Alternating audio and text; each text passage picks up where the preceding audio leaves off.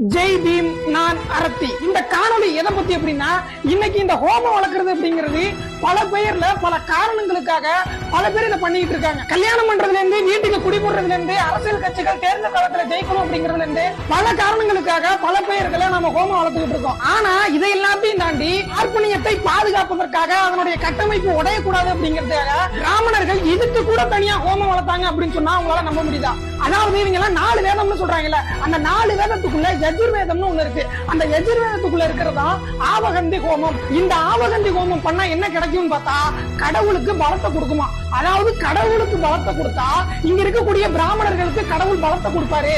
அப்ப பலத்தை கொடுக்கும் போது இதனுடைய கட்டமைப்பு, அதாவது வர்ணாசிரம கட்டமைப்பு உடைபடாம இந்த பிராமணிய கட்டமைப்பு நல்லா செழித்து வளருமா. அதாவது இதுல இருந்து என்ன தெரியுதுன்னா, இந்த சமூகத்துல நடக்கக்கூடிய முக்காவாசி பிரச்சனைகளுக்கு காரணம் இந்த வர்ணாசிரமம், மனுநீதி, சனாதனம். இந்த வர்ணாசிரம, மனுநீதி, சனாதனத்தை பாதுகாக்கிறதுக்கு, இந்த பார்ப்பனியத்தை வாழ வைக்கிறதுக்கு கடவுளும் கூட்டாளி.